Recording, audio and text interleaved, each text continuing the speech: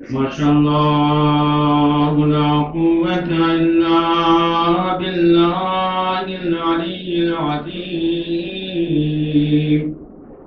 أعوذ بالله من الشيطان الرجيم. بسم الله الرحمن الرحيم. الحمد لله رب العالمين.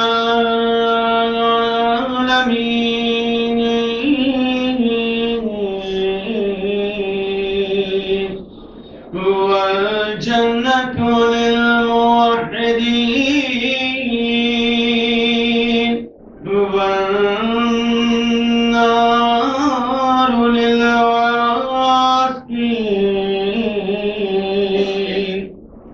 والصلاة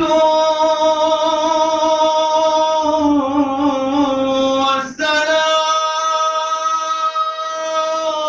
على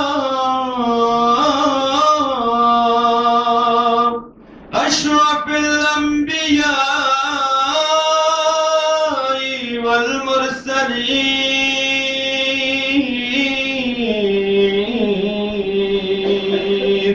وخاتم النبيين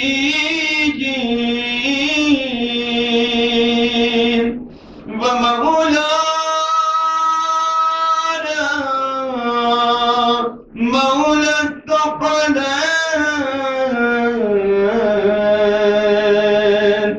جد الحسن والحسين بالقاسم محمد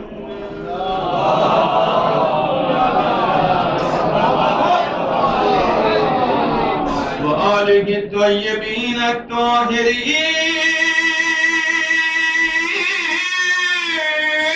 المعصومين المظلومين.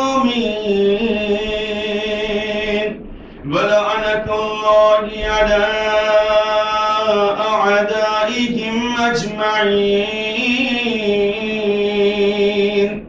من ليلنا هذا إلى يوم الدين.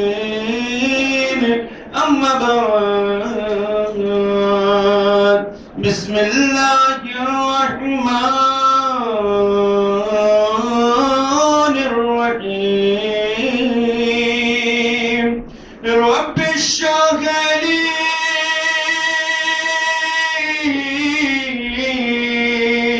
صدري ويسر لي أمري واحلل عقدة من لساني يفقه قولي. وقال الله تعالى الحكيم في القرآن الكريم. بسم الله الرحمن الرحيم. ولا تحسبن الذين قتلوا في سبيل الله أمواتا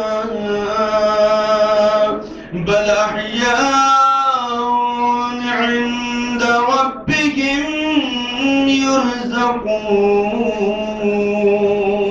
صلوا على محمد.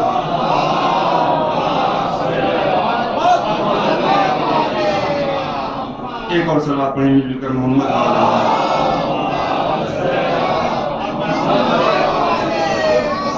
برائے سلامتی امام عصر ارواحنا لہ الفداء. مل کر صلوات پڑھیں محمد وآل محمد.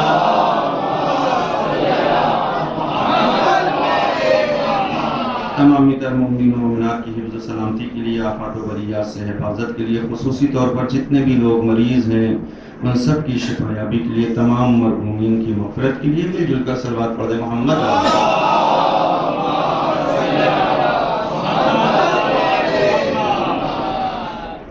اربابرانی شہر حضرات، سب سے پہلے تو میں اجازت لینا چاہوں گا کہ آپ نے عرض کیا کہ صرف مصائب پڑھنا ہے، تو خالی مصائب ہی پڑھ کے اتر آؤں یا فضائل بھی پڑھنا ہے؟ صلوات پڑھے محمد علیہ محمد۔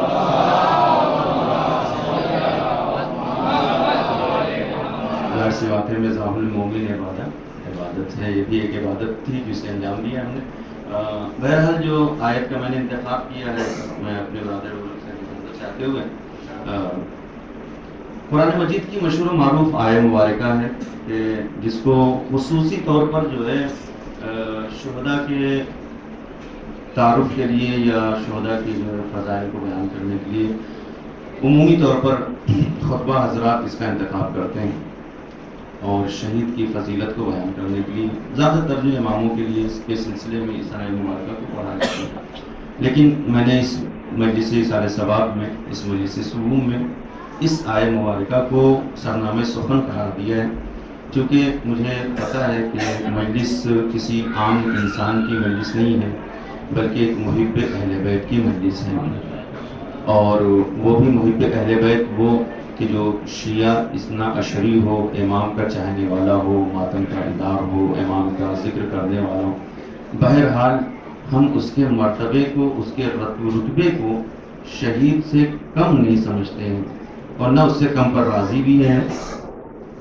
اچھا، یہ میں اپنی طرف سے تو کہہ نہیں رہا ہوں، مجھے یاد آ رہا ہے کہ یہاں پہ جو میں نے مجلس پڑھا تھا اس میں یا اس کے پہلے والی مجلس میں نے یہ ذکر کیا تھا اور یہ اس چیز کو بیان کیا تھا کہ انشاءاللہ اس ٹاپک پر انشاءاللہ میں کسی دن اگر موقع ملے گا تو میں اس میں بیان کروں گا۔ آج اسی کو میں انشاءاللہ بیان کرنے کی پوری کوشش کروں گا۔ پوری ایک مکمل حدیث ہے۔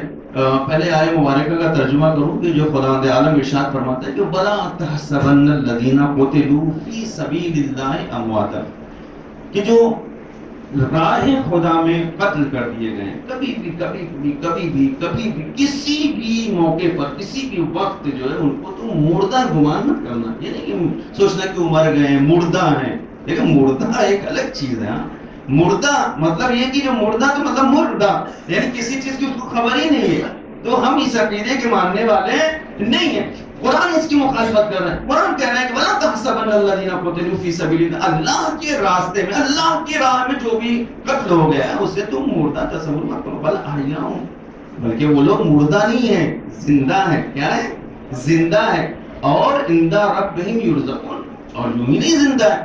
ظاہر سی بات ہے، زندگی کی ایک علامت ہوتی ہے، زندگی کے لیے ہر ایک کو رزق کی ضرورت ہوتی ہے، تو ان کے رزق کا انتظام خدا کے ذمے۔ اب میں اپنے چھوٹے بچوں کے لیے یہیں پہ مقدمت ایک چیز جو بیان کرتے چلوں کہ دیکھیے جو ہے زندگی جہاں پر بھی پائی جاتی ہے وہاں پر رزق کا تصور پایا جاتا ہے۔ بغیر رزق کے کوئی بھی موجود زندہ نہیں رہ سکتی، کوئی بھی موجود۔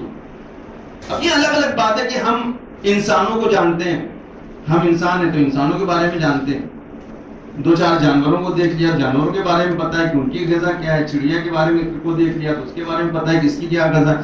ہر ایک کی غذا خداوند عالم نے الگ الگ رکھا ہے۔ انسانوں کی جو غذا ہے وہ بالکل الگ ہے، حیوانوں کی جو غذا ہے وہ اس سے اس کا رزق ہے، اس کا جو پیٹ جو اس کا بھرتا ہے، حیوانوں کی غذا الگ ہے۔ چڑیا جو ہے، پرندے جو ہیں، برڈز جو ان کی غذائیں الگ رکھا ہے خداوند عالم نے۔ اس سے آگے آپ پڑھیے تو اجنہ جو ہے ان کی بھی، وہ بھی زندہ ہے، وہ بھی بلاحیا، وہ بھی جو ہے زندگی کی جو ہے اس میں پائے جاتے ہیں پیرائے میں، لیکن لہذا خداوند عالم نے ان کو بھی رزق دیا ہے، لیکن ان کا رزق ہمارے رزق سے بالکل جدا ہے۔ بہت سی مخلوق اسی روئے زمین پر ہے جو ہوا پی کر صرف رہتی ہیں، وہ ہوا ان کا رزق ہے۔ بہت سی مخلوق ایسی ہیں کہ جو پانی ان کا رزق ہے۔ بہت سی مخلوق تو ایسی ہیں کہ جو سال بھر کچھ نہ کھائے کچھ نہ پیے تو بھی زندہ رہتے ہے، یا نہیں ہے؟ ہاں، تائید کرتے جائیے آپ لوگ تو ماشاءاللہ مجھ سے زیادہ سلام صلوات پڑھے محمد علیہ محمد۔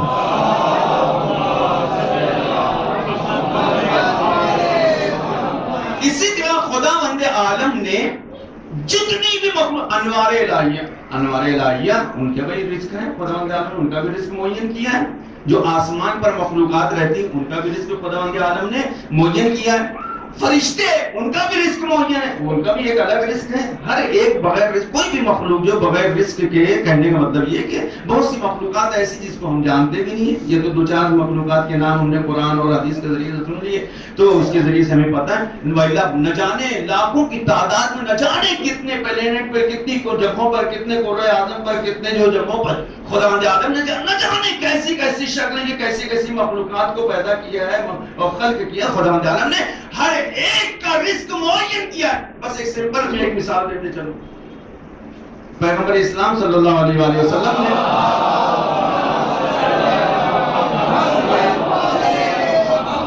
فرمایا کہ فاطمہ زہرا سلام اللہ علیہا کا نور جو ہے جنت میں بہت پہلے سے پایا جاتا ہے. کسی نے سوال کیا صحابی نے کہ جب وہ نور تھا، جب آپ کا وجود تھا وہاں پر، تو آپ کا رزق کیا تھا وہاں پر؟ ہاں بڑی توجہ چاہتا ہوں. ظاہر بات یہ ہر عقل مند جو ہے سوال کرے گا اس چیز کہ یعنی بغیر رزق کے کوئی بھی مخلوق زندہ نہیں رہ سکتی ہے. پیغمبر سے سوال کیا گیا اللہ کے حبیب یہ بتائیے ان کا رزق کیا تھا، کون سی غذا کھایا کرتی تھی، کون سی چیز پیا کرتی تھی، کیا ان کا رزق تھا، کیا ان کی غذا تھی، کیا ان کا کھانا تھا. پیغمبر اسلام نے فرمایا کہ وہ دنیاوی کھانا ہے، وہ دنیاوی غذا، دنیاوی رزق ان کا رزق نہیں تھا، بلکہ ان کا ایک مخصوص رزق تھا کہ جو خداوند عالم نے جنت میں ان کے لیے مخصوص کر رکھا تھا. پوچھا پیغمبر وہ کون سا رزق تھا؟ کہا کہ وہ تسبیح پڑھتی تھی سبحان اللہ والحمد للہ ولا الہ الا اللہ واللہ اکبر. خدا نے فاطمہ کے رزق کو اسی تسبیحات میں رکھا تھا. صلوات پڑھے محمد والے محمد. اچھا بعض اوقات ہم لوگ سمجھ نہیں پاتے خداوند عالم نے دنیا کی سب سے بڑی مخلوق کا رزق ان تسبیحات کو رکھا ہے. سمجھے کچھ؟ اگر آپ جو یہ شکایت کرتے ہیں کہ ہمارے یہاں رزق میں تنگی پائی جاتی ہے، بزنس ٹھپ ہو گیا ہے، ہمارا بزنس تجارت نہیں چل رہی ہے، بہت زیادہ تنگدستی چل رہی ہے، خداوند عالم نے پہلے ہی اشارہ کر دیا ہے کہ ہم نے اپنی سب سے بڑی مخلوق کے لیے اپنی تسبیح کو ان کا رزق قرار دیا ہے. اب اگر تم چاہتے ہو تمہارا رزق اضافہ ہو اسی تسبیح کو پڑھتے رہے جاؤ. صلوات پڑھے محمد و آل محمد.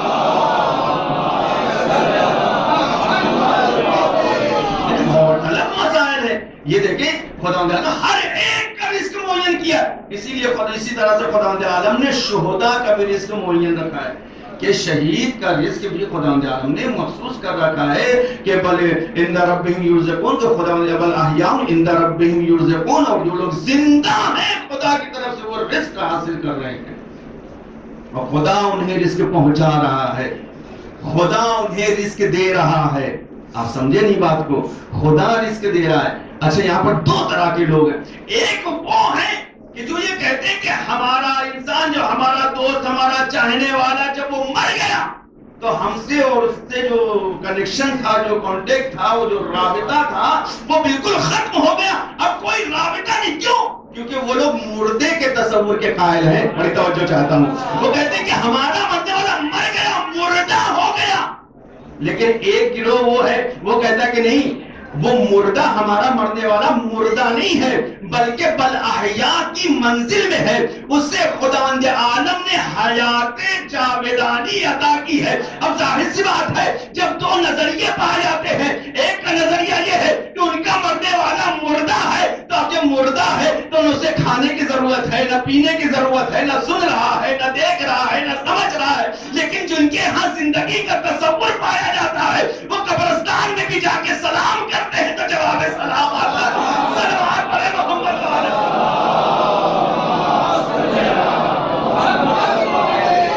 یہ زندگی کا تصور ہے، یہ زندگی کا تصور نہیں تو اور کیا. یہ زندگی ہے کہ جو اس چیز کو بتا رہی ہے، اعلان کرے کہ ہمارا مرنے والا. اچھا اس حدیث کو نہ بھی مانے تو بھی یہ بات 100% جو پوری کنفرم ہے کہ ہمارا مرنے والا اہل بیت کی محبت میں مرنے والا کبھی مردہ نہیں ہوتا ہے، مردہ نہیں ہے، بلکہ وہ حیات جاودانی کا مالک ہوتا ہے. وہ سنتا بھی ہے، سمجھ بھی رہا ہے، دیکھ بھی رہا ہے. اسی لیے ہم ایک مرتبہ اس کے شانے کو ہلا کر کہتے ہیں افہمتا افہمتا یا فلا ابن فلا افہمتا. سوچو، سنو اور سمجھو، سمجھ گئے ہو یا نہیں، سن رہے ہو یا نہیں. اس کا مفہوم یہ ہے کہ وہ سن بھی رہا ہے، سمجھ بھی رہا ہے، دیکھ بھی رہا ہے، باتیں کرنے کی بھی صلاحیت ہے. ایک صاحب کہنے لگے مولانا یہ کون سی بات ہو گئی، یہ تو بہت بڑا جو کوئی امتیاز نہیں ہے، ابھی مردے کے آپ شانے پکڑ کر ہلا رہے تھے اور یہ کہہ رہے تھے، تو ظاہر سی بات ہے مردہ ہے، آپ نے تصور کر لیا کہ سن رہا ہوگا، کان نزدیک تھا، آنکھیں نزدیک تھی، چہرہ نزدیک تھا، ہم نے کہا بس تھوڑی دیر ٹھہر جاؤ، 5 منٹ اور رک جاؤ یہیں پر، ابھی یہ فلسفہ بھی ہم تمہیں سمجھا دیں گے۔ ہمارا مرنے والا جیسے سامنے سے سننے کی صلاحیت رکھتا ہے نا، منو تن مٹی میں دبنے کے بعد بھی وہی صلاحیت رکھتا ہے، اسی لیے دوسری ترکیب پھر پڑی جاتی، افہمتا یا ابن فلاں ابن فلاں، صلوات علی محمد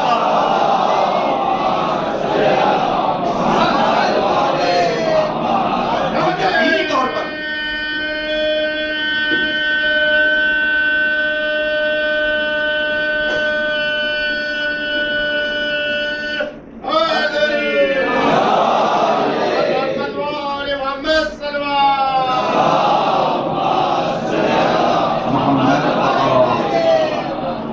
یقیناً جب چونکہ بات کو میں بہت زیادہ پھیلانا نہیں چاہتا، ایک مطلب تک لے کر آنا چاہتا ہوں، ایک مفہوم تک لے کر آنا چاہ رہا ہوں، ساری باتوں کو سمیٹ بالکل بے نہیں، خداوند عالم کا یہ فیصلہ ہے، جب ہم اس عقیدے کو رکھتے ہیں، اس چیز کو ہم مانتے ہیں کہ ہمارا مرنے والا زندہ ہے، وہ مردہ نہیں ہے، اس میں حیات کی رمق پائی جا رہی، بڑی توجہ چاہتا ہوں، حیات کی رمق پائی جا رہی، وہ زندہ ہے، سن بھی رہا ہے، سمجھ بھی رہا ہے۔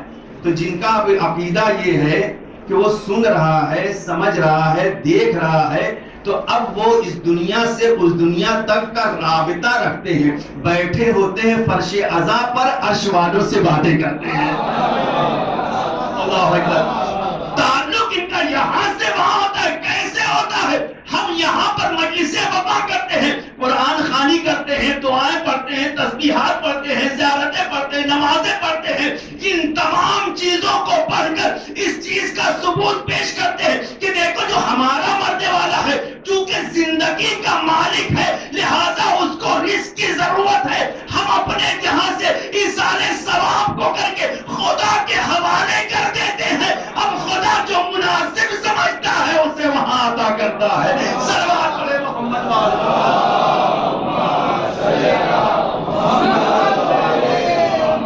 کھچڑا نہ بناؤ، بریانی مت بناؤ، کھانا مت، کیا بیوقوفی ہے، جتنا کھلاؤ اتنا بہتر ہے، جتنا بانٹو بھیا اتنا بہتر ہے۔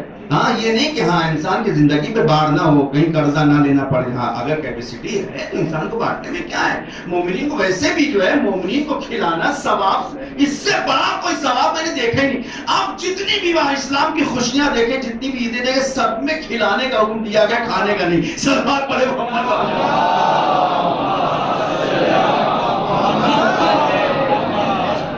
خداوند عالم نے یہ سسٹم رکھا ہے، بل احیاء عند ربهم یرزقون، اور شاید یہی وجہ ہے کہ پیغمبر اسلام نے ارشاد فرمایا کہ من مات علی حب آل محمد ماتا شہیدہ، جو بھی آل محمد کی محبت میں مرے وہ مردہ نہیں ہوتا بلکہ کیا ہوتا ہے، شہید ہوتا ہے۔ اور شہید کے بارے میں قرآن نے پہلے ہی فیصلہ کیا ہے کہ وہ مردہ نہیں ہوتا ہے بلکہ زندہ ہوتا ہے، اس تک رزق کی بھی ضرورت ہوتی ہے، وہ سنتا اور سمجھتا، دیکھتا بھی ہے، ساری صلاحیتیں اس میں پائی جاتی ہے۔ لیکن آج مجھے اس حدیث کو مکمل طور پر بیان کرنا ہے۔ پیغمبر اسلام کی اس حدیث کو بیان کیا جاتا ہے کہ جس میں ایک ٹکڑے کو بیان کیا، ایک جملے کو صرف بیان کیا جاتا ہے۔ پیغمبر اسلام نے اس حدیث کو بہت ہی طویل انداز میں بیان کیا ہے، مکمل طور پر بیان فرمایا ہے۔ آپ بیان فرماتے ہیں کہ من مات علی حب آل محمد، یا فضیلت کو دیکھیں، اہل بیت کی محبت میں اگر کوئی شخص مرتا ہے تو خدا اور رسول کے نزدیک اس کی عظمت و فضیلت کیا ہے، آپ رشک کرتے ہوئے نظر آئیں گے۔ اور دیکھیں پیغمبر نے کتنی فضائل اور کتنی فضیلتوں کو بیان کیا ہے۔ من مات علی حب آل محمد مات شہیدہ، پہلی فضیلت کہ جو آل محمد کی محبت میں مر جائے وہ شہید ہوتا ہے، وہ مردہ نہیں ہوتا۔ من مات علی حب آل محمد مات مغفورا لہ، کہ جو بھی آل محمد کی محبت میں مر جائے خداوند عالم اسے بخشا ہوا قرار دیتا ہے، یعنی کہ اس کی روح نکلنے سے پہلے ہی خدا اس کے سارے گناہوں کو معاف کر دیتا ہے، اب اس کے نامہ اعمال میں کوئی گناہ نہیں ہوتا ہے۔ صلوات پڑھے محمد وعلی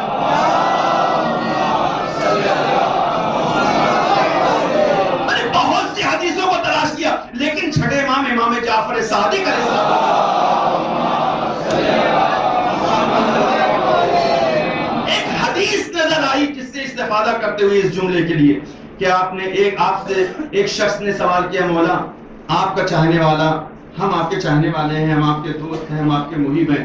امام سے سوال ہے کہ اس کو سمجھنے کی کوشش کریں، اگر نہ سمجھ میں آئے تو اس سے بعد میں بھی سوال کر لیے، اور میں نظام یہاں بیٹھوں ان سے بھی آپ سوال کر سکتے ہیں، لیکن اس حدیث کو سمجھے امام بتانا کیا چاہ رہے ہیں. امام سے پوچھتا ہے کہ مولا ایک شخص ہے کہ جس نے بہت گناہ کیا ہے اور آپ کا چاہنے والا ہے. امام نے فرمایا کہ میرا، دیکھیں جملے پہ غور، امام نے فرمایا کہ میرا چاہنے والا، میرا شیعہ، اور اس نے گناہ انجام دیا. امپوسیبل، نہیں سمجھے آپ؟ میرا چاہنے والا، اس نے گناہ انجام دیا، یہ تو ہو ہی نہیں سکتا، کیونکہ میرا جو چاہنے والا ہوگا وہ گناہ انجام نہیں دیتا ہے، وہ اس کا ارتکاب نہیں کرتا ہے گناہوں کا. لیکن مان لیے مولا بالفرض اگر اس نے گناہ انجام دیا تو امام کہتے ہیں کہ اگر اس نے غلطی سے، مطلب اس نے گناہ کر ہی لیا ہے، تو خداوند عالم اس کو اسی دنیا میں اس کی سزا دے دے گا، مرنے سے پہلے اس کے سارے نامہ اعمال نیکیوں سے بھرے ہوں گے.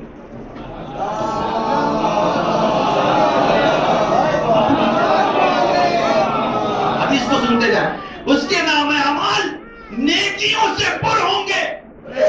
اب جو مشکلات آتی ہیں، پریشانیاں آتی ہیں، اسی کی صورت میں، درد و غم اور مسائل کی صورت میں اس کے سارے گناہوں کو خدا عالم معاف کر دے گا. کہ مولا اگر اس سے زیادہ گنہگار ہے، امام نے کہا ہو ہی نہیں سکتا، یہ تو آخری منزل تھی میرے چاہنے والے کی، میرا چاہنے والا کوئی گناہ نہیں کرتا، اور اگر بالفرض کر لیا ہے تو یہ آخری منزل تھی، اس کے بعد میرا چاہنے والا گناہ نہیں کرتا. تو مولا بالفرض اگر کر لیا، کہا کہ اگر اس نے انجام دیا ہے تیرے کہنے کے مطابق، بہت جو کرے تیرے کہنے کے مطابق، تو جانکنی کے عالم میں جو تکلیف ہوتی ہے، احتضار کی حالت میں جو تکلیف ہوتی ہے مرنے والے کو، اس کے عوض میں خداوند عالم سارے گناہوں کو اس کے معاف کر دے گا.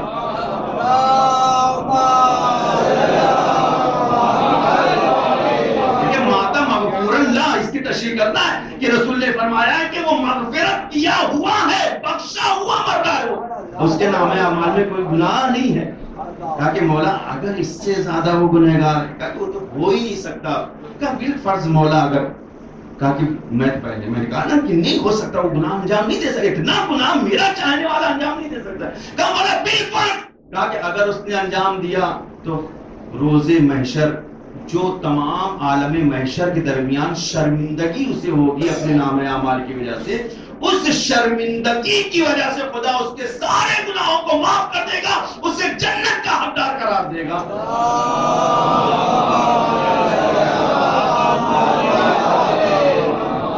اب سنیں حدیث کو، آخری جملہ پیش کر رہا ہوں. کہا کہ مولا اگر بالفرض اس سے زیادہ گنہگار ہے تو، مولا نے فرمایا کہ اس سے زیادہ گنہگار تو ہو ہی نہیں سکتا. امپوسیبل، امپوسیبل، امپوسیبل، نہیں ہو سکتا اتنا گنہگار میرا چاہنے والا، میرا شیعہ نہیں ہو سکتا. مولا بالفرض، کہا کہ اگر اس کے نام اعمال میں کوئی گناہ رہ گیا ہے تو خداوند عالم جب وہ پل صراط سے گزرے گا تو پل صراط پر جو ہے اس کے قدم لڑکھڑائیں گے، اور تھوڑی دیر کے لیے جہنم میں جا کر اس کو پھر کھینچ لیا جائے گا، اس کے ہاتھ کو پکڑ کر کھینچ لیا جائے گا. وہ جو تکلیف اسے ہوگی اس کی وجہ سے خداوند عالم اس کے سارے گناہوں کو معاف کر کے اسے جنت کا حقدار قرار دے گا.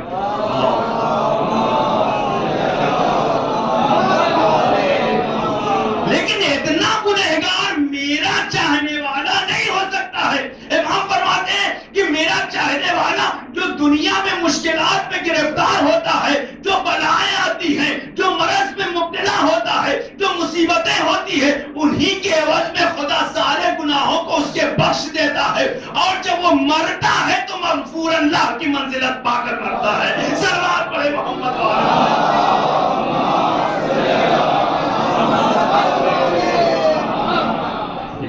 کی فضیلت دیکھیں آل محمد کی محبت میں مرنے والے کی. رسول نے فرمایا کہ من مات علی حب آل محمد مات دائما، جو آل محمد کی محبت میں مر جائے مرے، جو مرتا ہے تو وہ گویا اس طریقے سے جیسے توبہ کیا ہوا ہے، اس کے سارے گناہ معاف ہو گئے ہیں، اس کی توبہ قبول ہو گئی ہے۔ ہم زندگی بھر توبہ کرتے ہیں، نہیں پتا ہماری توبہ قبول ہوئی یا نہیں۔ رسول فرما رہے ہیں کہ اگر اہل بیت کا چاہنے والا محب ہے تو مرنے سے پہلے خدا اس کی توبہ کو قبول کر لے گا۔ مماتا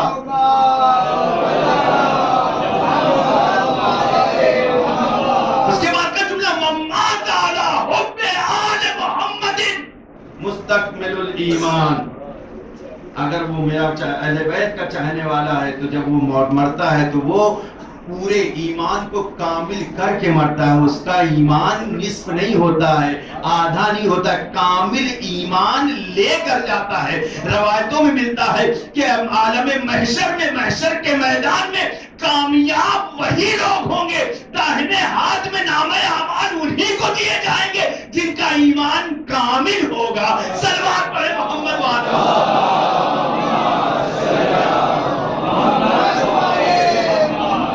اور اس طرح سے رسول اسلام نے ارشاد فرمایا کہ یہ حدیث جتنی معتبر حدیث ہے اس کو ہر شیعہ سنی نے اپنی کتاب میں نقل کیا، اس کے نہ جانے کتنے حوالے موجود ہیں، ہر ایک نے اس کو نقل کیا اور اسی انداز سے نقل کیا ہے۔ رسول اسلام نے فرمایا کہ من مات علی حب آل محمد، اگر آل محمد کی محبت میں کوئی شخص مر جاتا ہے فتح اللہ بابین، خداوند عالم دو دروازوں کو اس کے پائنتی طرف سے جنت کے دروازوں کو کھولتا ہے، جس سے جنت کی ٹھنڈی ٹھنڈی ہوائیں آتی ہے، اور ایک فرشتہ ہوتا ہے کہ جو اس کو جنت کی بشارت دیتا ہے اور یہ کہتا ہوا نظر آتا ہے کہ یہ عالم برزخ بھی جنت ہے، اس کے بعد بھی تمہارے لیے جنت ہے۔ صلوات پڑھے محمد وعلہ۔ حدیث کا عجیب جملہ ہے، میں جس جملے تک لے کر آنا چاہ رہا ہوں، میں چاہ رہا تھا پوری حدیث آپ کے سامنے بیان کروں۔ من مات علی حب آل محمد بشرہ ملک الموت بالجنت ثم منکرا و نکیرا۔ رسول ارشاد فرماتے ہیں کہ ملک الموت اس کو کیا غرض ہے کوئی بشارت دینے کی، وہ تو آیا ہے نا، کس لیے آیا ہے؟ وہ روح قبض کرنے کے لیے آیا ہے، اس کے علاوہ اس کا کوئی تو کام نہیں ہے۔ لیکن آل محمد کی محبت میں اگر کوئی شخص ہے، اس کے پاس جب ملک الموت آتا ہے تو روح نکالنے سے پہلے اسے جنت کی بشارت دیتا ہے۔ آپ نے دیکھا کہ اہل بیت کی محبت میں مرنے والے جتنے، میں نے تو جتنے لوگوں کو دیکھا، ان کے چہرے مسکراتے ہوئے ہوتے ہیں، کھلے ہوئے ہوتے ہیں، ایسا لگتا بھی بول دیں گے، ایسا لگتا ہے ان کا چہرہ مسکرا رہا ہے۔ اس کی وجہ کیا ہے؟ یہ جانے سے پہلے ہی اپنی جنت کو دیکھ کر جاتے ہیں جسے ملک الموت انہیں دکھاتا ہے۔ صلوات پڑھے محمد۔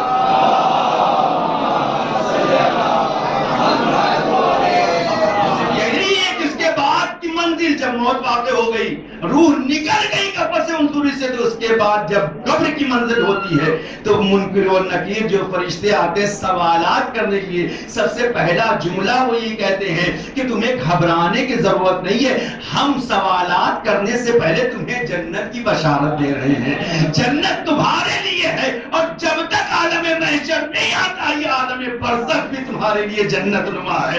صلوات پڑھے محمد وعلہ۔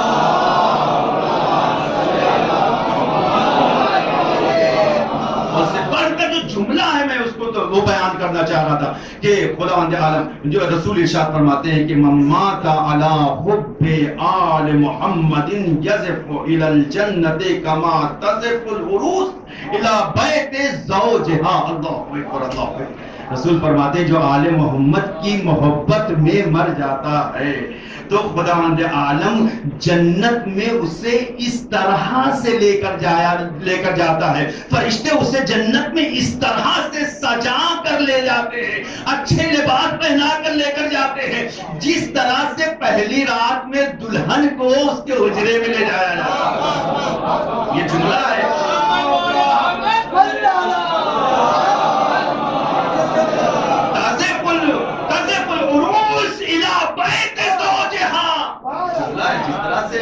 دلہن کس طرح سجی ہوتی، خوشبو آتی.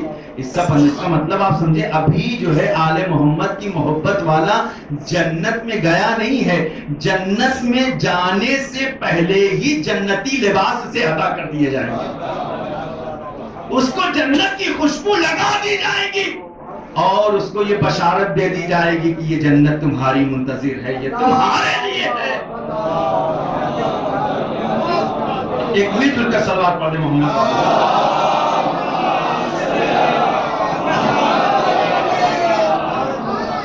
اور آخری جملہ اس مدح فضیلت کا آخری جملہ، اس جملے کو ایک شعر میں نے کہا تھا بہت پہلے علامہ جوادی صاحب کے لیے کہ علامہ جوادی کی قبر جو ہے فرشتوں کی زیارت گاہ، فرشتوں کی زیارت گاہ، بہت بڑا جملہ تھا. اچھا یہ صرف علامہ کے لیے، ہم کسی بھی مومن کے لیے کہہ سکتے ہیں. جب میں نے یہ شعر کہا تو بہت سے کچھ دوستوں نے اس پر اعتراض کیا کہ ایک عام انسان کی قبر کو آپ نے فرشتوں کی زیارت گاہ کیسے قرار دے دیا. اب میں اپنے دوستوں سے، اپنے بزرگوں سے میں اصلاح چاہوں گا، ہو سکتا ہے غلطی پر میں ہوں، ہو سکتا ہے میری اصلاح ہو جائے آج کی مجلس میں، کہ فرشتوں کی زیارت گاہ اماموں کی قبریں ہیں.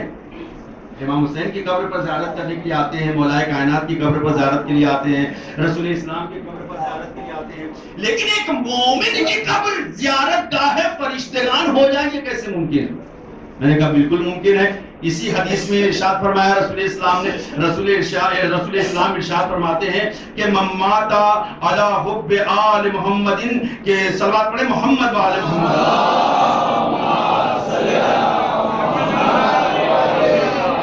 من مات علی حب آل محمد جعل اللہ قبرہ مزار ملائکۃ الرحمہ.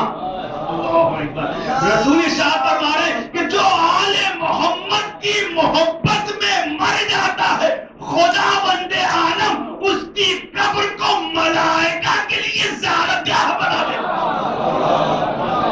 ہے. اماموں کا مقام و مرتبہ بہت زیادہ ہے، یہ تو ایک عام چاہنے والے کا مقام و مرتبہ ہے کہ فرشتے اس کی قبر پر زیارت کے لیے آتے ہیں. صلوات پڑھیں محمد و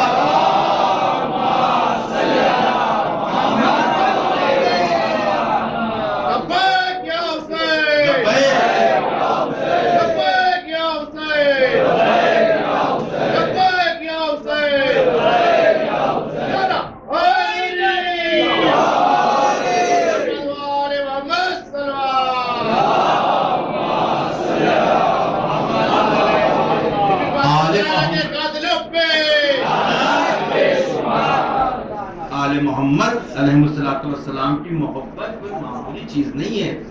خداوند عالم یہ نہ سوچے کہ ہمارے دلوں میں محبت ہے تو ہم اہل بیت کے چاہنے والے ہیں، ان کے دوستدار ہیں، ان کا ذکر کرنے والے ہیں، تو یہ بہت نارمل سی نہیں، نارمل نہیں ہے. عالم معبود میں، عالم میثاق میں وعدے لیے گئے ہیں، اور خداوند عالم نے جس کی تینت کو پاک و پاکیزہ دیکھا ہے، جس کے صلب کو پاک و پاکیزہ رکھ دیکھا ہے، اس کی صلب میں آل محمد کی محبت کو بھر دیا ہے. غیرے کو اہل بیت کی محبت نہیں ملتی ہے. اس لیے مولا کائنات فرماتے ہیں کہ یہ شکوہ مت کرو کہ میرا کون چاہنے والا ہے، میرا کون چاہنے والا نہیں ہے، کیونکہ ہماری ولایت صرف اس کے دلوں میں ہوتی ہے جو پاک دینت ہوا. صلوات پڑھیں محمد و آل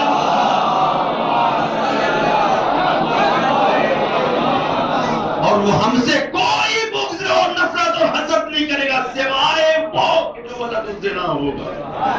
ہم سے نفرت کرنے والا اس کی صلب میں کہیں نہ کہیں سے کوئی گڑبڑی ہے، حسب اور نسب میں کہیں نہ کہیں سے کوئی گڑبڑی ہے، ولادت میں کہیں نہ کہیں سے کوئی گڑبڑی. یہ حدیث ہے، میں اپنی طرف سے نہیں بیان کر رہا ہوں.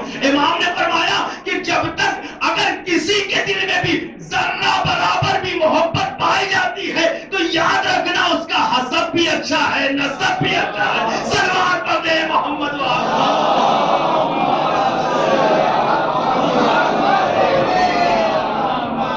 مات علی حب آل محمد لیکن اس نعمت کو آپ اگر ہمیں ملی ہے تو اس کا شکر ادا کرنا. خداوند عالم نے ہمیں اس نعمت کا حقدار قرار دیا ہے, اور اس سے پہلے ہمیں اپنے والدین کے حق میں دعا کرنا چاہیے کہ انہوں نے اس پاکیزہ نعمت کو, پاکیزہ دولت کو ہمارے حوالے کیا.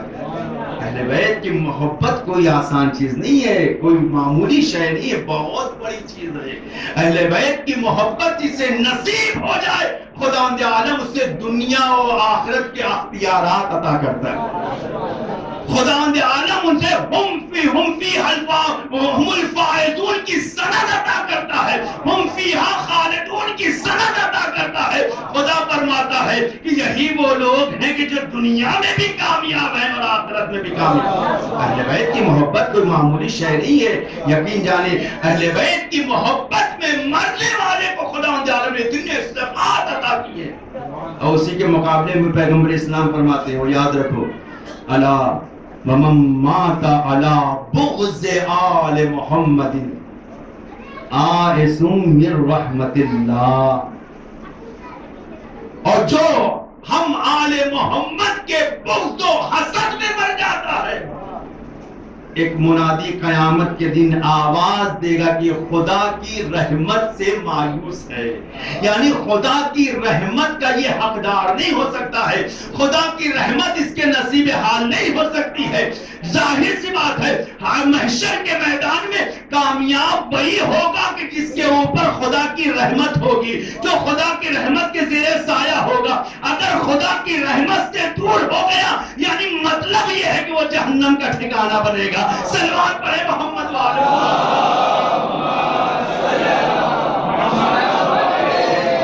الا ومن مات علی بغض آل محمد مات کافرا. اور یاد رکھو کہ آل محمد کے بغض و حسد اور عناد میں مرنے والا شخص مومن نہیں ہو سکتا ہے. وہ جب بھی مرے گا تو وہ اس دنیا سے کافر اٹھے گا, وہ اس دنیا سے کافر اٹھایا جائے گا. اس کے دل میں ایمان کی کرن نہیں ہو سکتی ہے, کیونکہ اہل بیت کی محبت جہاں ہوگی ایمان وہاں ہوگا, اور جہاں اہل بیت کی محبت نہیں ہے, لاکھ ہم نمازیں پڑھتے رہے, لاکھ ہم روزہ رکھتے رہے, لاکھ ہم دان کرتے رہے, لاکھ ہم نیکیاں کرتے رہے, ساری چیزوں کو خدا منہ پر مار دے گا کہ ہمیں یہ نہیں چاہیے اگر اہل بیت کی محبت نہیں ہے, کیونکہ ہم نے اس سے تقاضا کیا ہے قل لا اسألکم علیہ اجرا الا المودۃ فی القربى. اگر آل محمد کی مودت نہیں ہے تو ہمیں کچھ عبادت کی ضرورت نہیں ہے. صلوات پڑھے محمد.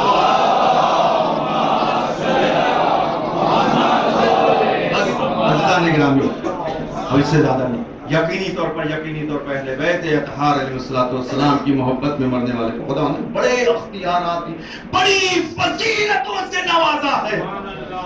ایسے ایسے اختیارات دیے ہیں کہ انسان ششتر رہ جاتا ہے, حیران و پریشان رہتا ہے کہ ایسے اختیارات. یہ بہت آسان ہے کہہ دینا کہ امام نے مردے کو زندہ کر دیا, زندہ تھا وہ مردہ ہو گیا. زندگی اور موت امام کے ہاتھ میں نہیں. صرف امام, یہ امام کی فضیلت نہیں ہے, یہ تو ایک عام چاہنے والے کی مومن کے فضائل میں سے ہونا چاہیے کہ وہ جب چاہے جس کو تو مردے کو زندہ کر دے. اللہ, یہ مومن کی علامتوں میں سے علامت ہے. یہ مومن جسے چاہے, کیا مولا کائنات نے فرمایا نہیں کہ اگر کوئی صدق کے دل سے 7 مرتبہ سورہ الحمد کو پڑھ دے, مردے پہ دم کر دے تو مردہ زندہ ہو جائے تو تعجب نہیں کرنا.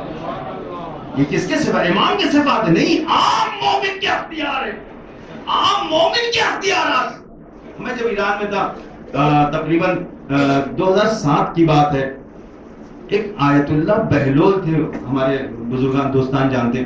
آیت اللہ بہلول تہران میں رہا کرتے تھے. اسی دوران ان کا انتقال ہوا.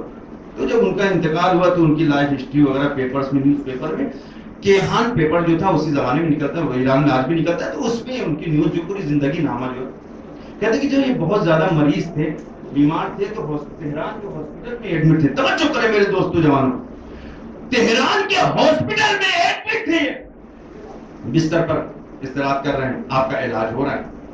آپ کو خداوند عالم نے اتنے زیادہ پاورز دیے تھے. ہم لوگ نے آیت اللہ بہجت کے صرف نام سنے نا, آیت اللہ بہجت کے علاوہ بھی نہ جانے کتنے کتنے بہت سی روحانی شخصیتیں, اس سے بھی بڑی بڑی شخصیتیں. چشمے زدن میں ایک جگہ سے دوسری جگہ پہنچ جانا یہ عام مومن کی علامت ہے. یہ امام کی فضیلت نہیں ہے، امام اس سے کہیں زیادہ ہے جن کا ہم تصور نہیں کر سکتے. ظاہر سی بات ہے جن چیزوں کے بارے میں ہمیں پتہ نہیں ہوتا ہے تو ہم اسی کے ذریعے سے امام کو پہچانتے ہیں. حالانکہ امام اس سے بہت بڑی چیز ہے، ان کی فضیلت اس سے کہیں زیادہ ہے. ہم ان کی فضیلت بیان کریں، قرآن کریم ان کی مدح سرائی کر رہا ہے. خدا ان کی فضیلت کو بیان کرے، خدا سورہ دہر کو نازل کرے، خدا سورہ انسان کو نازل کرے، خدا تمام سوروں کو میں ان کی تعریف کرے. جو خدا ان کی تعریف کرتا تو بندے ان کی تعریف کیا کر سکتے ہیں؟ صلوات پڑھے محمد والے.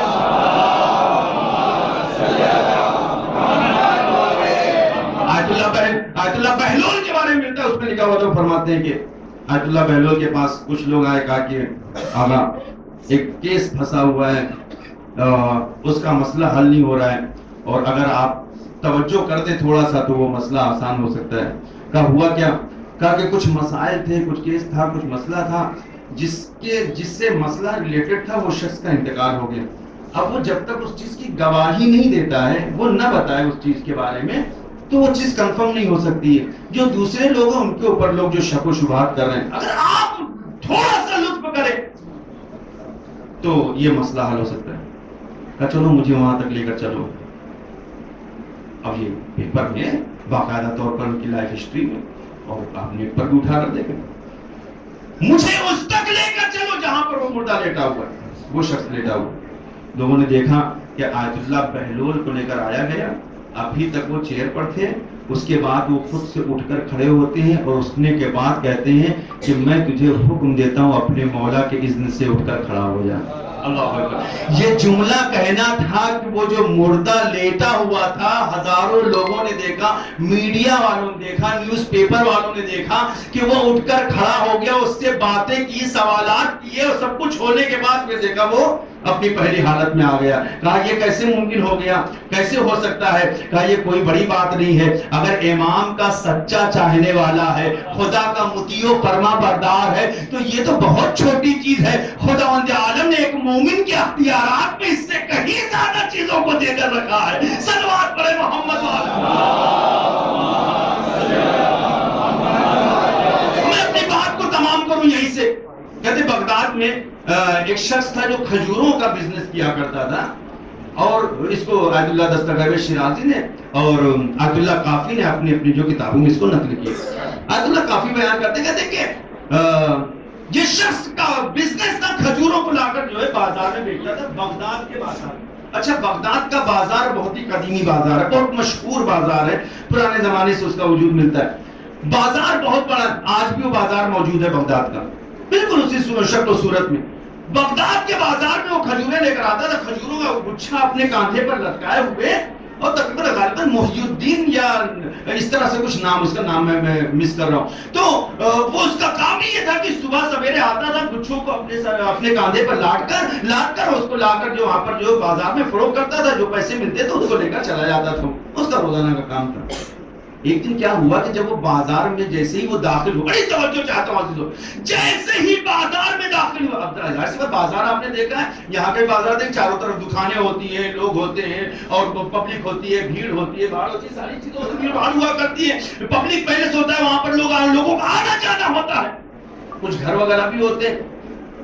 انہوں نے دیکھا کہ سامنے والا جو گھر ہے اس کی چھت پر ایک خاتون الگنی پر کپڑے لٹکا رہی ہے. بڑی توجہ چاہتا ہوں، الگنی پر جو ہے کپڑے لٹکا رہی ہے، ایک ہاتھ میں، اس کے دائیں ہاتھ میں ایک چھوٹا سا نوزاد بچہ ہے، اور ایک ہاتھ سے وہ کپڑے لٹکا رہی ہے.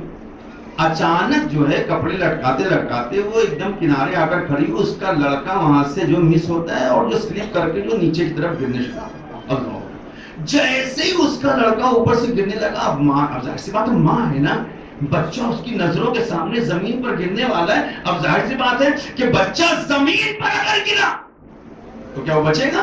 نوزاد بچہ، اس کی عمر ہی کیا ہے، اتنی اوپر سے بلندی پر سے گرے گا تو وہ بچ نہیں سکتا ہے، مر جائے گا بچہ. اللہ اکبر. جیسے اس کے ہاتھ سے وہ چھوٹا بچہ، ماں کی چیخ بلند ہوئی، خدا میرا بچہ. اللہ اکبر. جیسے ہی آواز بلند ہوئی، اب ظاہر سی بات جیسے ہی آواز کا نکلنا تھا، بازار تھا نا، میں نے بتایا نا پبلک پیلس، اب جیسے ہی آواز کا نکلنا تھا، پہلے ہی لوگ اس کی آواز پر متوجہ ہو گئے. سارے بازار سے لوگ نکلنا ہے، کیا ہو دیکھا بچہ جو گر رہا ہے. یہ کہتے ہیں یہ ادھر سے جو ہے کھجوروں کا جو بزنس وہ مومن کرتا تھا، وہ وہاں سے جو بازار میں ابھی داخلی ہو رہا تھا، اس نے دیکھا کہ وہ بچہ چھت کی بلندی سے نیچے آ رہا ہے. وہ وہاں سے دوڑتے انگلیوں کا اشارہ کرتا ہے کہ وہیں رک جا. اللہ اکبر، نہیں سمجھے؟ وہ اشارہ کرتا ہے کہ بچے کو رک جا. سارا بازار جمع ہو گیا، دیکھا بچہ ہوا پر معلق ہے. اللہ اکبر، اللہ اکبر. بچہ ہوا پر معلق ہے، وہیں رکا ہوا ہے، ٹھہرا ہوا ہے، نیچے نہیں گر رہا ہے. دھیرے دھیرے وہ بچے کے سینٹر میں آتا ہے، نیچے آ کر کھڑا ہوتا ہے، اور اتنی دیر میں تو بہت تھی، اتنی دیر میں پورا بازار چاروں طرف سے اس نے جو گھیرا بنا لیا اور لوگ کھڑے ہو گئے. یہ تماشا دیکھ رہے ہیں. اس نے پھر آواز دی، میں تجھے حکم دیتا ہوں کہ نیچے آ جا میری آغوش میں. جیسے ہی اس نے بلایا، وہ بچہ آہستہ آہستہ اس کی آغوش میں آیا. اس نے بچے کو آغوش میں لیا. ماں اوپر سے دوڑتی ہوئی جب تک آتی، اس نے ماں کے حوالے کیا، یہ تیرا بچہ. بات ختم ہو گئی. اچھا اس بات ہے، آپ لوگ کے ذہن میں جو سوالات آ رہے ہیں، بازار والوں کے بھی ذہن میں بہت سے سوالات آئے. سارے بازار والے جمع ہیں، سب نے سوال کرنا شروع کیا. بھیا یہ بتاؤ، کیا تم عیسیٰ ہو؟ کیا تم موسیٰ ہو؟ کیا تم یحییٰ ہو؟ کیا تم جناب آدم ہو؟ کیا کوئی نبی ہو؟ کیا تم ولی ہو؟ کیا تم وسیع ہو؟ اتنا بڑا کارنامہ تم نے انجام دیا، آخر یہ کیسے؟ کون سی شخصیت ہو؟ کیا جناب خضر ہو؟ ایک مرتبہ اس کے لبوں پر مسکراہٹ آتی ہے، کہتا کہ نہیں، تم نے غلط مجھے سمجھا. نہ میں آدم ہوں، نہ الیاس ہوں، نہ یحییٰ ہوں، نہ موسیٰ ہوں، نہ عیسیٰ ہوں، نہ خضر ہوں، نہ الیاس ہوں. میں نہ نبی ہوں، نہ ولی ہوں، نہ وسیع ہوں. پھر کیا ہے؟ کہ میں ایک عام سا انسان ہوں، ایک مومن ہوں، ایک شخص ہوں. خالی میرا اس کے علاوہ میری کوئی اور فضیلت نہیں. کہا یہ اتنا بڑا کام اور کارنامہ تم نے کیسے انجام دے دیا؟ کہا کہ بس ایک سمپل سا فارمولا ہے، اگر تم بھی اس پر عمل کر لو تو یہ کیا، اس سے بڑے بڑے کام تم انجام دے سکتے ہو. کہا وہ فارمولا ہمیں بھی بتاتے جائیے. سب تو بڑی توجہ اللہ نگرامی، وہ فارمولا ہمیں بھی بتائیں. ایک مرتبہ کہتا ہے، پورے بازار میں کھڑے ہو کر بآواز بلند کہتا ہے کہ دیکھو فارمولا صرف اتنا ہے کہ میں نے زندگی بھر صرف وہ کام انجام دیے جو میرا معبود مجھ سے کہتا رہا. اس نے کہا کہ جو اچھے کام کرو، میں نے اس کو انجام دیتا رہا. اس نے کہا واجبات کو ترک مت کرو، میں واجبات کو انجام دیتا رہا. اس نے کہا گناہ انجام مت دینا، میں نے کبھی گناہ کو انجام نہیں دیا. یہ عمر پر جب میں پہنچا ہوں تو آج جب مجھے ضرورت پڑی، میں نے اپنے خالق کو بلایا تو اس نے میری مدد اس طرح سے کر دی. تو تعجب کیا ہے؟ صلوات پڑھے محمد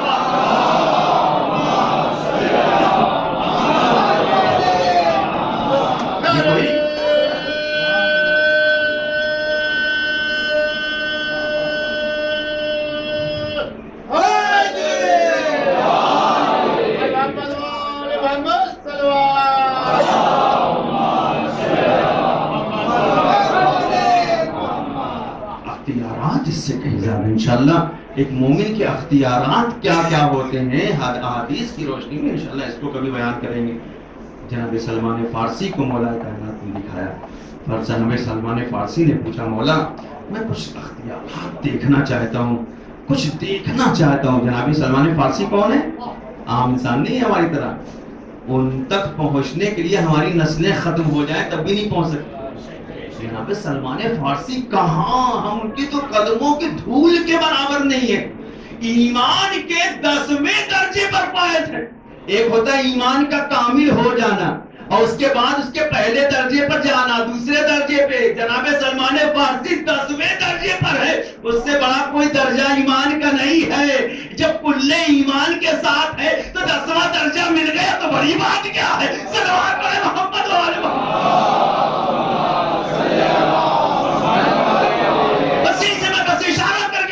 تمام کروں. مولا سے کہتے ہیں مولا کچھ اختیارات کو دیکھنا چاہے. سلمان اختیارات دیکھنا چاہتے ہو؟ آؤ میں تمہیں دکھاتا ہوں. اپنی آنکھوں کو بند کرو. ایک مرتبہ سلمان نے اپنی آنکھوں، اچھا اس روایت کو بیان کرنے سے پہلے چونکہ علماء اعظام یہاں پہ بیٹھے ہوئے ہیں کہ اس کو بیان کرنا کہ اس جو روایت کو جو جناب سلمان فارسی نے کہا ہے تو مولا کائنات نے کہا کہ حسن کو بھی بلا لو، حسین کو بھی بلا لو، مقداد کو بھی بلا لو، عمار کو بھی بلا لو، ابو ذر کو بھی بلا لو. بہت سے صحابہ کرام کو بھی بلایا گیا، اور نہ بھی بلایا نا تو جناب سلمان فارسی بہرحال اس میں 100% اس روایت میں ہے کیونکہ انہوں نے سوال کیا آنکھوں کو بند کرو، سب نے اپنی آنکھوں کو بند کیا. کچھ لمحے بھی نہ گزرے تھے امام نے فرمایا کہ سلمان ذرا اپنی آنکھوں کو کھولو تو ذرا. ایک مرتبہ سلمان نے جب اپنی آنکھوں کو کھولا کہا کہ مولا یہ کون سی جگہ ہے، پہلی مرتبہ دیکھ رہا ہوں. کہا کہ یہ پہلا آسمان ہے. کہا کہ اور آگے بڑھے. کہا یہ کون سی جگہ ہے. کہا مولا یہ کون سی جگہ ہے. کہا سلمان یہ دوسرا آسمان ہے. کہا یہ کون سی جگہ ہے. یہ تیسرا آسمان ہے. ساتوں آسمان کی مولا نے سیر کرائی، ایک ایک عجائبات کو دکھائے، اپنے اختیارات کو دکھایا، ساری مخلوقات کو دکھایا. امام نے ہر چیز کو دکھانے کے بعد جناب سلمان فارسی نے ایک عجیب سوال کر لیا، مولا ذرا یہ بھی تو بتائیے یہ اتنی مخلوقات ہے ان تک رزق پہنچاتا کون ہے اور پہنچتا کیسے ہے؟ ایک مرتبہ مولا کو جواب دیتے سلمان جو علی تمہیں یہاں تک لا رہا وہی علی سلمان پڑھے محمد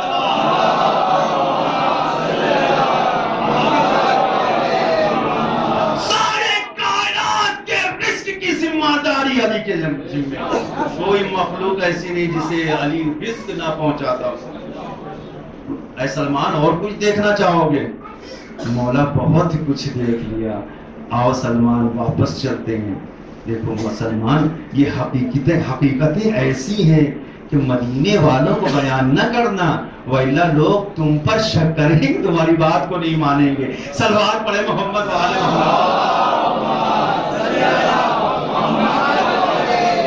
اختیارات ہے امام نے معصومین نے اپنے چاہنے والوں کو خدا بند عالم نے عطا کیے ہیں. ایک عام مومن کو جس کے اندر یہ صفات پائی جاتی ہے بس اس سے زیادہ نہیں.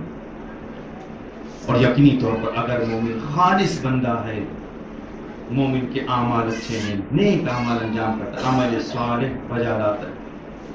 خدا جانم قرآن میں فرماتا ہے کہ وَاسْتَعِینُوا بِالصَّبْرِ وَالصَّلَاةِ. مومن بندہ وہ ہے کہ جو اپنے خدا سے مدد چاہتا ہے، کسی اور سے مدد چاہتا نہیں. ہم لوگ کیا پڑھتے ہیں سورہ میں؟ یہ تو پڑھتے ہیں نا پانچوں ٹائم ایاک نعبد و ایاک. اے میرے پالنے والے ہم تیری عبادت کرتے ہیں، تجھی سے. وَاسْتَعِینُوا بِالصَّبْرِ وَالصَّلَاةِ. اس کا جواب کیا ہے کہ ہمارا بندہ نیک بندہ وہ کسی کے آگے اپنے سر کو جھکاتا نہیں، انسانوں کے سامنے جاتا نہیں، وہ لوگوں کے سامنے جھولیاں نہیں پھیلاتا ہے. جب بھی اسے مدد حاصل کرنا ہوتا ہے خدا سے تو دو راستے ہیں، ایک راستہ صبر کا ہے اور ایک راستہ نماز کا ہے. نماز سے قریب ہو تو خدا تمہاری ہیلپ کرے گا، مدد کرے گا. غیبی مدد ہوگی اس کا اندازہ ہم نہیں لگا سکتے. صبر کے دامن کو اگر تھام لیا تو خدا تمہاری ہیلپ کرے گا، مدد کرے گا، اس کا اندازہ تم نہیں لگا سکتے. بس یہ دونوں مثالیں ہمیں پوری طریقے سے اور کہیں نہیں ملتی. وَاسْتَعِینُوا بِالصَّبْرِ وَالصَّلَاةِ کا صحیح مصداق ہمیں نظر آتا ہے دو کرنا کرنا. کیسے کیسے جیالے امام. میں نے کہا پہلے امام کی فضیلت بہت زیادہ ہے، امام کا تو تذکرہ ہی نہیں ہم کر سکتے. عام صحابہ کرام جناب شوزہ، جناب شبیب، جناب حور اور اس کا جناب عابس، یہ تمام صحابہ کرام امام کی جانب اس بلندی پر فائز ہیں. اللہ اکبر، کتنی بلندی پر فائز ہیں کہ اتنی بلندی پر فائز ہے کہ شب عاشور مولا حسین نے ہر ایک کو جنت میں اس کا مقام یہی دکھا دیا. ہے کوئی کس نے دیکھا ہے ابھی تک جنت اپنی؟ کسی کو کنفرم ہے کہ ہم پہلے تو بات یہی کہ کنفرم ہم کریں کہ ہم جنت میں جائیں گے کہ نہیں جائیں گے. یہاں جنت میں جانے کی بات ہی نہیں ہے، جنت میں درجے دکھائے جا رہے ہیں، جنت میں مقامات دکھائے جا رہے ہیں. اس بلندی پر ایمان تھا کہ امام نے انہیں اسی دنیا میں ان کی جنت کو دکھایا. دیکھو یہ جنت میں تمہارا مقام. کیسے لوگ تھے جو امام کی صحیح طور پر مدد کرنے کے لیے آئے، امام کی نصرت کرنے کے لیے. آج ہمارے دل میں اگر یہ جذبہ جاگ جائے کہ ہم اپنے وقت کی امام کی نصرت کریں، امام کی مدد کریں، تو یہی صفات ہمارے اندر بھی پیدا ہو سکتے ہیں، یہی خصوصیات ہمارے اندر بھی پیدا ہو سکتے ہیں. اور بن جائے ہماری جان وہی حسین جو صبح عاشور سے اپنے چاہنے والوں کی لاشوں پر لاشیں اٹھا رہا ہے. کبھی جون کی لاشیں کو اٹھایا، کبھی حبیب جیسے بچپن کے دوست کا لاشوں کبھی عمر کے لاشے کو اٹھایا، کبھی آپ اس کے 72 لاشوں کو حسین نے اٹھا چکے، سب کے لاشوں کو اٹھا چکے، تنہا حسین، سب سے لاشوں پر لاشیں اٹھانے والا حسین جب تنہا ہو گیا نازدارو، آخری رخصت کے لیے خیمہ گاہ میں آتے زینب خدا پہ کلثوم خدا پہ رباب خدا پہ حسین مرنے کو جا رہا ہے، اب حسین کو نہ دیکھ پاؤ گے۔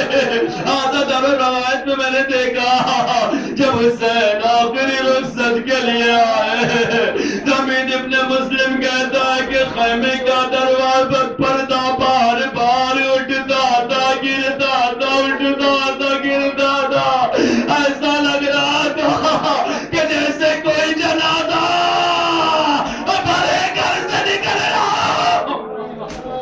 ہاں جزاکم ربکم خیر الجزاء، بھلا کوئی غم نہ دے سوائے غم سید الشہداء۔ ایک عجیب منظر ہم نے دیکھا، کوئی بیوی نہیں ہے کہ جو حسین کو جانے کو تیار ہو، جانے کچھ کہے، ہاں کوئی جانے کی اجازت نہیں دے۔ جب حسین نے یہ مرحلہ دیکھا نا عزادارو، ایک مرتبہ بیویوں کا حلقہ بنایا، کہا بیویوں حلقہ بنا لو، حسین سب کو خدا حافظ کہے گا۔ ہاں عزادارو بیویوں نے حلقہ بنا لیا، حسین اب ایک ایک بیوی سے کہتے تھے رباب خدا حافظ، پروا خدا حافظ، اما پزا خدا دادارو۔ حسین زینب کے قریب آئے، اے میری ماں جائے زینب، حسین مرنے کو جا رہے، خدا حافظ۔ ہاں جزاکم بڑا عجیب منظر تھا دادارو۔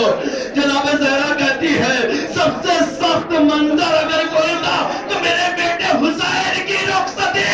آزادارو کیسے حسین رخصت ہوئے میں نہیں بیان کر سکتا، لیکن ہاں ایک مرتبہ جب زینب کو قرار نہ آیا تو حسین نے ہاتھوں کو اٹھا کر دعا کیا، کیا دعا تھی نہیں پتا۔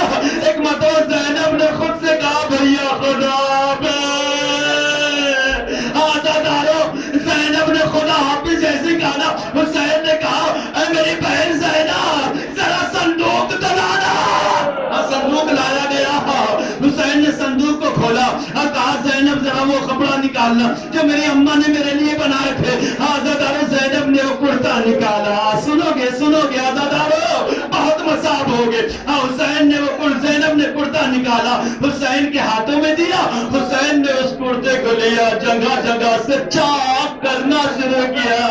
زینب نے پوچھا بھیا یہ لباس چاک کیوں کر رہے ہو، آخر وجہ کیا ہے؟ حسین کہتے زینب مجھے ڈر ہے میرے شہید ہونے کے بعد یہ ظالم ارے میرے تن سے کپڑوں کو نہ لے جا۔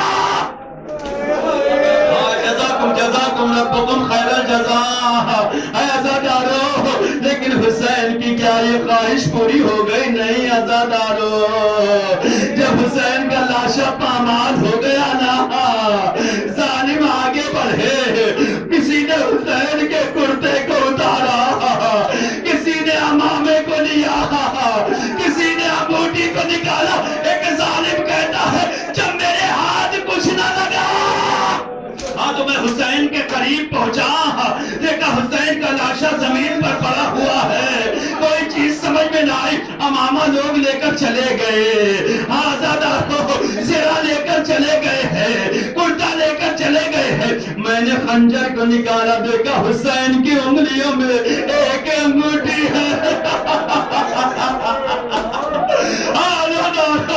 ایک مرتبہ ظالم آگے بڑھا، حسین کے ہاتھوں کو پکڑتا ہے، خنجر سے اس انگلی کو کاٹتا ہے، انگوٹھی کو لے کر فرار کرتا ہے اور کہتا ہے میں نے حسین کی انگوٹھی کو اتارا۔ آزادارو میں کہوں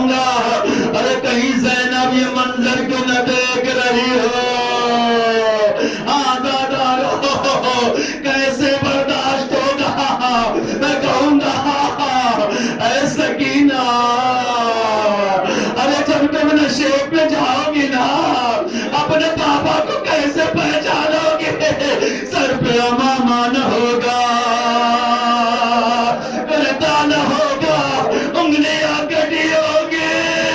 آزادارو جانتے ہو یہی وجہ ہے جب خیموں میں آگ لگ گئے، سیدانیوں کی چادریں چھن گئے، سکینہ کی بالیوں کو ظالم نے کھینچ لیا.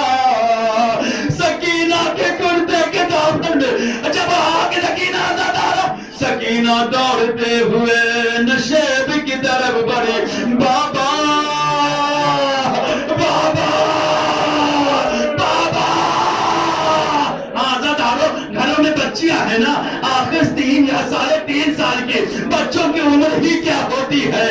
یہ سارا جنگل بیابان ظالموں کا پہرا، ایک ننھی سی بچی سکینہ. آزادارو خوب روکے، آزادارو آنسوؤں کو روکنا نہیں، خدا رحمت نازل کرے آپ کی آوازوں پر. لیکن آزادارو جب سکینہ بابا کو آواز دیتی ہوئی بڑھ رہی تھی نا، ایک مرتبہ نشیب سے ایک آواز آئی، الیہ الیہ بنیا یا سکینہ. ہاں میرے قریب آجا میری لال. آزادارو شام قریبا جب زینب نے بچوں کی گنتیاں کرنا شروع کیا نا، سکینہ نہیں ملی. آزادارو جب سکینہ کو تلاش کرنے کے لیے زینب و کلثوم آگے بڑھی ہے نا، دیکھا جب سکینہ ایک لاشے سے لپٹی ہوئی سو رہی ہے، آرام کری. سکینہ کے پاس زینب پہنچتی ہے، آہستہ سے اٹھایا، بچی کی آنکھ کھلی، سکینہ سے ایک سوال کیا تھا، میری لال ذرا یہ بتا. اگر احساس کر لیا نا آزادارو، آنسوؤں کو روک نہ پاؤ گے. ایک مرتبہ زینب یہی سوال کیا نا، میری لال ذرا یہ بتا کہ لوگوں کو پہچاننے کے لیے سر کی ضرورت ہوتی ہے، سر سے پہچانا جاتا ہے، اگر سر نہ ہو تو لباس سے پہچانا جاتا ہے. ارے کچھ تو ہو پہچاننے کے لیے. تو نے اپنے بابا کو پہچانا کیسے؟ بابا کا سر نہیں، ارے بدن پہ لباس نہیں. آزادارو سنو گے، سکینہ کہتے ہیں بھوبی اماں میں بابا کو آواز دیتے ہوئے آ رہی تھی، بابا نے اسی جگہ سے آواز دی، اے میری لاڈلی آجا سکینہ آجا، ارے تجھے میرے سینے پہ ہی آرام ملے گا. اے بھوبی اماں میں باپ کے سینے سے لپٹ. میں کہوں گا آزادارو سکینہ یہ باپ کا سینہ زیادہ دیر نصیب نہ ہوگا، ابھی شمر کی گلکیاں باقی ہے، مسائل تمام ہو گئے. آزادارو ابھی تازیانے باقی ہے، ابھی تماچے باقی ہے. آزادارو مرحوم کے لیے اس سے بڑھ کر سارے ثواب نہیں ہو سکتا. چھوٹے چھوٹے بچے ہیں نا آزادارو، جو 2 بیٹیاں ہیں 2 بیٹے ہیں، تو میں دونوں سے کہوں گا بیٹیوں سے بھی بیٹوں سے بڑے خوش نصیب اتنے لوگ آئے ہیں. کسی نے گلکی تو نہیں دی نا، کسی نے ستایا تو نہیں نا، لیکن ہائے رہے یہ حسین کی اولاد ہے. حسین کی شہادت کے بعد آپ نے بیمار کو ارے بستر کو کوئی چھیڑتا ہے، سکینہ کو دبا دے، سکینہ آواز دیتی ہے اے بابا ارے پہچان ہو، پیٹھ پر نیل کے نشان ہے. ارے بابا جو بندے پہلا ہے شیور سے.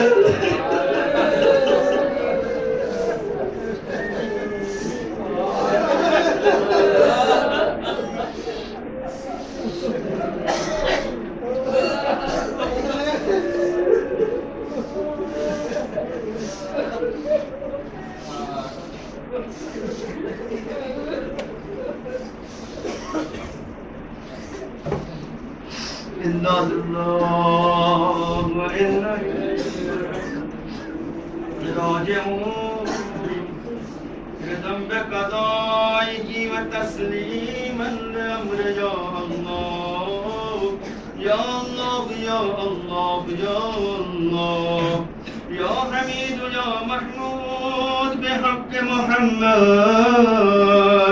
يا أعلى بحق علي يا فاتر بحق فاطمة يا محسن بحق الحسن يا قديم الإحسان بحق الحسين الأبتشان وبحق الأئمة التسعة الطاهرين من ذرية الحسين عليهم الصلاة والسلام بارنا ہمارے اس نیک اور مختصر سی عبادت کو قبول فرما خدایا مرحوم کو چار معصومین میں جگہ عطا فرما خدایا ان کی قبر پر اپنی رحمتوں کا نزول فرما خدایا مرحوم کے تمام در گناہان صغیرہ اور کبیرہ کی مغفرت فرما خدایا تجھے سید سجاد کا صدقہ سکینہ بنت الحسین کا صدقہ میرے معبود مرحوم کے بچوں کو ان کے تمام لواحقین کو صبر جمیل عطا فرما خدایا ہم میں جو بھی پریشان حال ہیں ان کی مشکلات اور پریشانیوں کو دور فرما جو مقروض ہیں ان کے قرضوں کو از غیب ادا فرما جتنے بھی مریض ہیں ان سب کو شفاء کامل و عاجل عطا فرما میرے خدا تجھے اس ذکر کا واسطہ تجھے اس بزم کا واسطہ تجھے اس مجلس عزا کا واسطہ اپنی حجت خاص یوسف زہرا فرزند زہرا امام عصر ارواحنا لہ الفدا کے ظہور پر نور میں تعجیل فرما اور ہم سب کو ان کے اعوان و انصار میں شمار فرما ربنا تقبل منا انك انت السمیع العلیم آپ حضرات سے گزارش ہے ایک مرتبہ سورہ حمد 3 مرتبہ سورہ اخلاص کی تلاوت فرما کر مرحوم مغفور شوکت حسین ابن وزیر علی گبرانی مرحوم کی روح کو حساب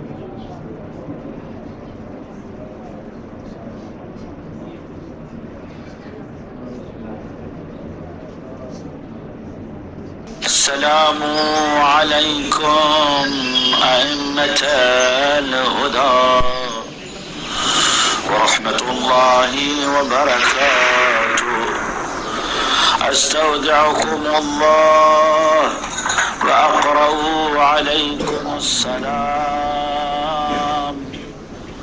آمنا بالله وبالرسول وبما جئتم به ودللتم عليه اللهم فاكتبنا مع الشاهدين اللهم صل على محمد وآله